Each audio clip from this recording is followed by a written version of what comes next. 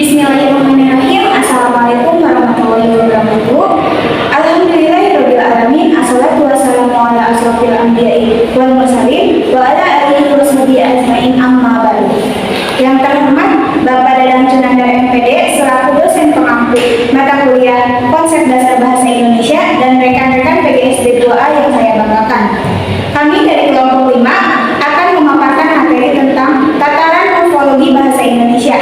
Saya Seniman Salinda sebagai moderator dan rekan-rekan saya ada Dila Amelisa, Aprilia Kusumastuti, Rina Karolina Fitri, dan Novita Febriani. Langsung saja untuk materi yang pertama akan dipaparkan oleh saya sendiri. Yang pertama ada pengertian morfologi. Menurut laporan dalam Siregar Unifor tahun 2021 halaman 1, morfologi adalah bagian dari ilmu yang mempelajari seluk-beluk struktur kata serta pengaruh perubahan-perubahan struktur kata terhadap golongan dari arti kata. Menurut Tridia Laksana tahun 1993 halaman 51, morfologi adalah bidang linguistik yang mempelajari morfem dan kombinasi-kombinasinya, bagian dari struktur dari bahasa yang mencakup kata dan bagian kata-kata yang morfem. Dari kedua definisi itu dapat diketahui bahwa saja terdiri dari kata-kata lepas, tetapi juga kumpulan bunyi-bunyi lain yang dapat digabungkan dengan kata-kata itu. Oleh sebab itu, maka gabungan bunyi atau sebuah bunyi yang kita gabungkan dengan kata itu juga termasuk morfem, seperti awalan, sisipan, dan akhiran. Sedangkan ilmu yang mempelajari bagaimana struktur morfem serta seluk-beluk strukturnya itu termasuk bidang morfologi. Morfologi atau morfologi adalah telah morfem. Pada dasarnya yang paling bermanfaat bagi kita di sini, morfologi dapat dibagi menjadi dua tipe analisis, yaitu morfologi sinkronik dan morfologi diakronik.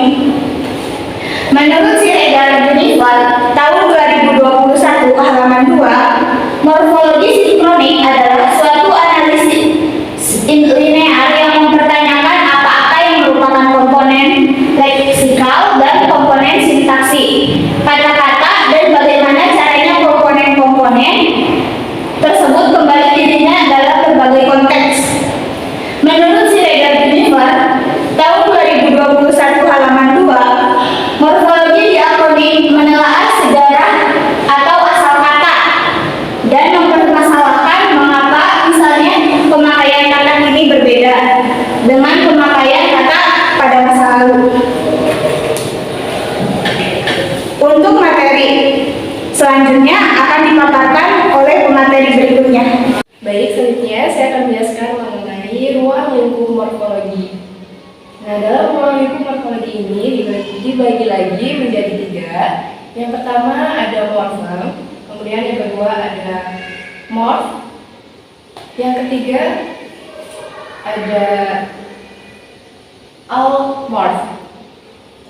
Kemudian yang pertama morfem. Nah, morfem sendiri ini merupakan satuan gramatikal yang terkecil yang bentuknya itu mempunyai makna. Kemudian morfem ini juga tidak bisa dibagi lagi dalam bentuk bahasa yang lebih kecil. Nah, kalau menurut bahasa Inggris, morfem itu berfungsi sebagai pembeda antara kata jamak dan juga kata pedang sampau.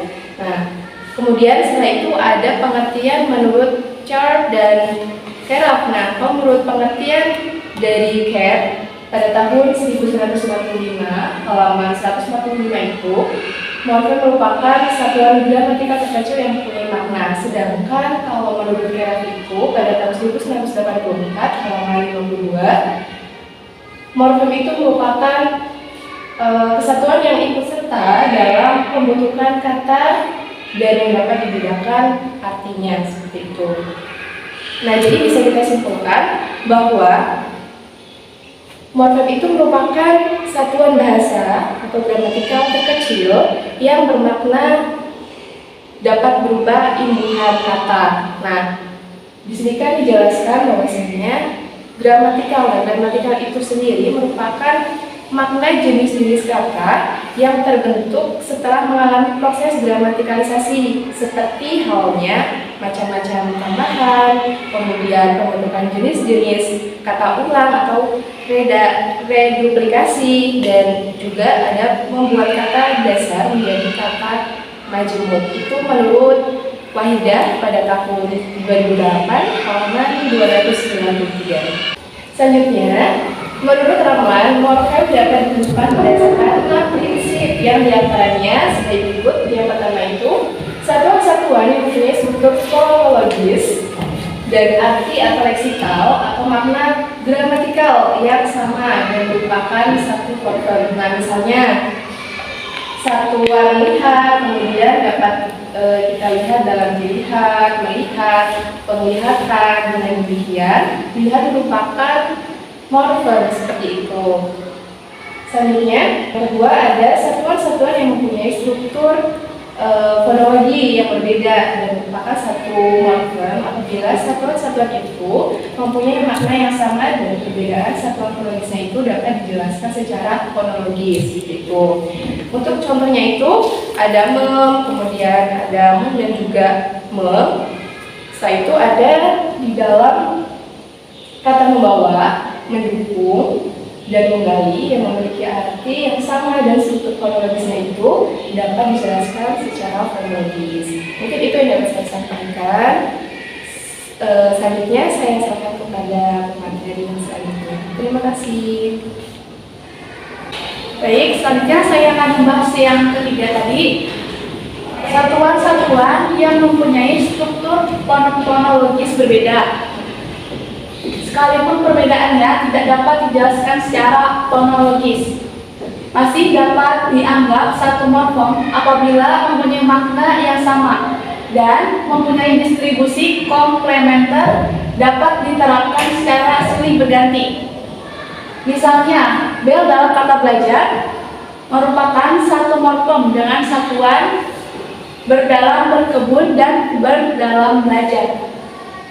Lalu yang keempat, apabila dalam deretan struktur suatu satuan berparalel dengan suatu kekosongan itu merupakan morfem. Sebagai contoh, dalam kalimat dia makan kacang, kata makan dipakai tanpa menggunakan me. Morfem yang tidak ada dalam struktur disebut morfem zero. Nah, yang kelima, satuan-satuan yang mempunyai struktur fonologis mungkin merupakan satu morfem, mungkin pula merupakan morfem yang berbeda. Dikatakan morfem yang sama jika maknanya berhubungan walaupun letaknya dalam kalimat tidak sama. Misalnya dalam kalimat ia sedang duduk dan duduk orang itu sangat sopan. Nah, terus yang selanjutnya dikatakan morfem berbeda apabila artinya berbeda. Misalnya kata buku berarti kitab dan buku sendi, atau kata mulut dalam kalimat mulut gua itu lebar dan mulut orang itu lebar. Nah, terus setiap satuan yang dapat dipisahkan merupakan morfem. Misalnya di samping kata bersandar yang memiliki satuan ber dan sandar terdapat kata sandaran yang memiliki satuan sandar dan an, merupakan morfem yang berbeda. Lalu materi yang kedua tentang morf menurut Krida Laksana tahun 1993 halaman 141, morf adalah anggota morfem yang belum ditentukan distribusinya. Misalnya, I pada kata kenan adalah mob. Mob adalah wujud konkret atau wujud monemis dari morfem. Misalnya, men adalah wujud konkret dari men yang bersifat abstrak. Baik, saya menyampaikan sampai di sini. Selanjutnya akan di pembahasan oleh pemateri selanjutnya. Terima kasih. Selanjutnya, lingkup yang ketiga yaitu allomorf. Allomorf adalah anggota morfem yang telah ditentukan posisinya. Misalnya, imbuhan ber, imbuhan be, dan imbuhan ber adalah allomorf. Contoh dari imbuhan kata ber yaitu bernyanyi. Selanjutnya, imbuhan dari be yaitu bekerja, dan imbuhan dari be yaitu belajar. Imbuhan men mempunyai allomorf, imbuhan men, dan menge seperti membawa, menyapa, dan mengecek. Selanjutnya yaitu proses morfologi. Proses morfologi adalah peristiwa pembentukan kata kompleks. Proses morfologi ini dibagi menjadi 3, yaitu yang pertama afiksasi. Afiksasi merupakan proses pembentukan kata kompleks dengan cara penambahan afiks pada bentuk dasar. Nah, afiksasi ini dibagi menjadi 4, yaitu prefiks, infiks, sufiks, dan konfiks. Mohon maaf, konfiks. Misalnya jenis prefiks atau awalan, misalnya yaitu imbuhan ber, imbuhan be, imbuhan se, imbuhan ter, imbuhan di. Selanjutnya jenis infiks atau sisipan, misalnya m, l, dan r. Selanjutnya jenis sufiks atau akhiran, misalnya an, i, kan, dan nya. Selanjutnya yaitu jenis konfiks atau gabungan awalan dan akhiran, misalnya imbuhan ber, an, imbuhan ke, an, dan mekan. Misalkan contoh afiksasi, awalan di ditambah pukul jadi dipukul.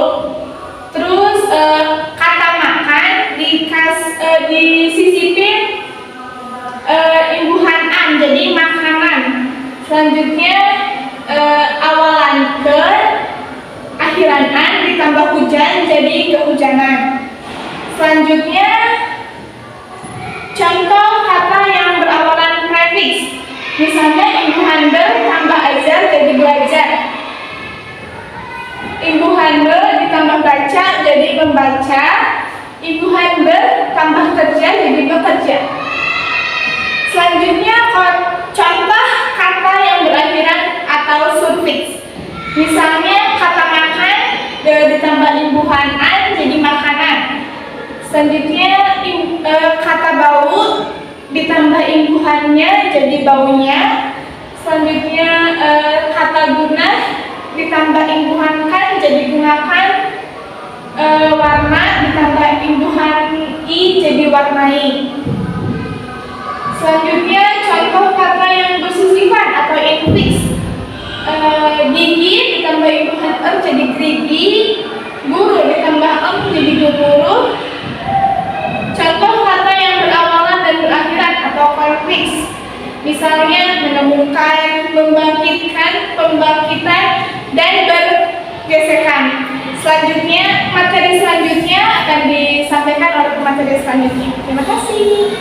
Baik, materi berikutnya akan saya sampaikan, yaitu tentang reduplikasi. Reduplikasi atau pengulangan. Arti reduplikasi adalah proses pembentukan kata dengan mengulang satuan bahasa baik secara keseluruhan maupun sebagian. Reduplikasi adalah proses pembentukan kata kompleks dengan cara pengulangan bentuk kata. Jenis kata ulang ada 5, yaitu 1. Kata ulang utuh dwilangga adalah pengulangan seluruh bentuk dasar. Contoh, tamu-tamu dan mobil-mobil. Selanjutnya ada kata ulang sebagian. Contohnya, membaca-baca, tulis-menulis, dan membuka-buka. Selanjutnya ada kata ulang beribuan. Contohnya, buah-buahan, rumah-rumahan, dan kebarat-baratan. Dan selanjutnya ada kata ulang berubah bunyi atau dwilangga saling suara. Contohnya, bolak-balik, sayur mayur, dan mundar-mandir. Selanjutnya ada kata ulang dwipurwa adalah pengulangan sebagian atau seluruh suku awal sebuah kata. Contoh. Baik, selanjutnya ada kata ulang dwipurwa adalah pengulangan sebagian atau seluruh suku awal sebuah kata. Contohnya, tangga menjadi tetangga, laki menjadi lelaki. Baik, selanjutnya ada kata ulang fonologi adalah pengulangan unsur fonologis seperti fonem, suku kata, atau bagian kata yang tidak ditandai oleh perubahan makna. Contoh, lelaki, pipi, dan kupu-kupu. Selanjutnya ada kata ulang idiomatis adalah reduplikasi yang maknanya tidak dapat dijabarkan dari bentuk yang diulang. Contohnya, mata-mata artinya detektif, tidak ada hubungannya dengan mata. Selanjutnya ada kata ulang morfologis adalah pengulangan morfem yang menghasilkan kata. Contohnya, rumah-rumah dan mengobar-ngobarkan. Selanjutnya ada kata ulang sintaksis adalah pengulangan morfem karena tuntutan kaidah sintaksis seperti pembentukan keterangan. Contohnya, jauh-jauh didatanginya, walaupun jauh didatanginya. Selanjutnya ada komposisi. Komposisi atau pembajabukan adalah penggabungan dua kata atau lebih dalam membentuk kata. Penggabungan dua morfem bebas atau lebih membentuk kata kompleks atau kata majemuk. Ciri-ciri kata majemuk antara lain: 1. Memiliki makna dan fungsi baru yang tidak persis sama dengan fungsi masing-masing unsurnya. Yang kedua, unsur-unsurnya tidak dapat dipisahkan, baik secara morfologis maupun secara sintaksis. Contoh, kambing ditambah hitam menjadi kambing hitam. Rumah ditambah sakit menjadi rumah sakit. Selanjutnya ada kaki ditambah tangan menjadi kaki tangan. Selanjutnya ada orang ditambah tua menjadi orang tua. Selanjutnya ada kepala dan batu disatukan menjadi kepala batu. Selanjutnya ada mata ditambah pelajaran disatukan akan menjadi mata pelajaran. Baik, terima kasih. Sekian materi yang dapat kami sampaikan. Kurang lebihnya mohon maaf. Saya kembalikan ke moderator. Terima kasih kepada pemateri yang telah memaparkan materinya. Untuk sesi tanya jawab dilanjutkan di WhatsApp group. Saya tutup. Wabillahi taufiq wal hidayah. Wassalamualaikum warahmatullahi wabarakatuh.